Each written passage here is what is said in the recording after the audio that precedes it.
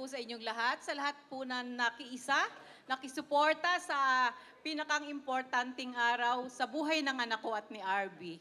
Sobra po ako nagpapasalamat sa Panginoon dahil dininid na niya talaga yung pinakahihintay kong araw sa buhay niya. Kasi medyo wala na sa kalendaryo ang anak ko pero humabol pa rin. Ngayon, ang pinakahihintay ko naman ay bigay ni Papagad sa inyo kahit isa lang muna, magkaroon kayo ng maipakikita sa aking angel. Kasi sa ngayon, nakumpleto na ang aming pamilya RB dahil nagkaroon ako ng anak na babae. Hiling ko lang sa'yo, habaan mo ang pasensya at pangunawa sa anak ko dahil sobrang napakabait niyan. Kahit 8 taon nang wala ang tatay niya at ngayon ay kaarawan ng kanyang kamatayan. Alam kong mahal na mahal mo ang tatay mo at mahal na mahal ka namin ni Boy, ikaw rin RB. Sobrang pinatunayan niyo sa akin dalawa na talagang kayang-kaya niyo.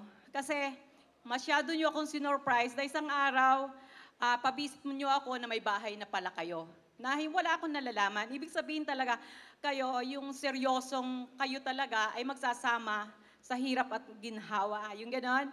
Tapos ngayon, pinalano nyo ang kasal nyo. Minsan iniisip ko rin, nanay nyo ba ako? Dahil hindi ako kasama sa plano, nagugulat na lang ako dahil feeling ko guest na lang talaga ako. Pero okay naman yon kasi hindi nyo ako inistorbo dahil alam nyo, nag-iisa na rin ako. Ako yung tumayong ama't ina sa inyo. Sana pagdating ng panahon,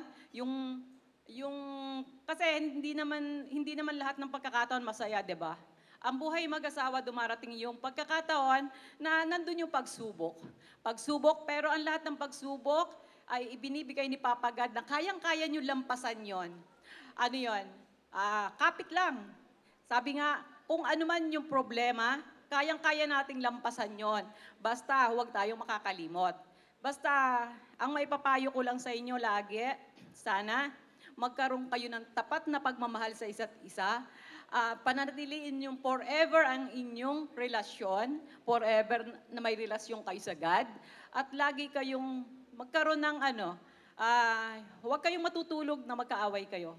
Lagi kayong nagkakaintindihan dapat. RB, yung anak ko kasi mayroon niyang bisyos yung sa laruan niya, medyo makalat, di ba? Pero minsan, ikaw na yung umunawa sa kanya kasi yun yung niya ngayon eh. Yun yung talagang focus niya yun. Yan ang pinakakabalahan niya eh. Pagka siya bakante, at least nasa tabi mo pa rin siya. Wala siyang barkada sa labas, di ba? Yun lang at sana dumating ang panahon, magkaroon kayo ng makakalaro sa loob ng bahay niyo kasi minsan mahirap din yung dalawa lang kayo.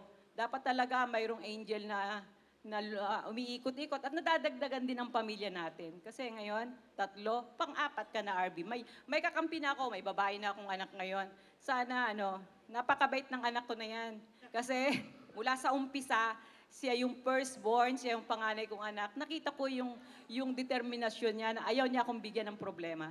Hanggat maaari, lahat sekreto. Pero minsan, nakakasakit din kasi niisip ko, nanay ba niya ako? 'Di ba? Kaya sabi ko nga, okay yan, kasi mukhang talagang seryoso kayo at kayang-kaya nyo.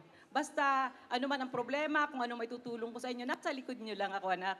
Andito lang ako. Love you, anak. Love you, RB. Thank you so much for that. Okay. Pops. Super bait pala ni Pops.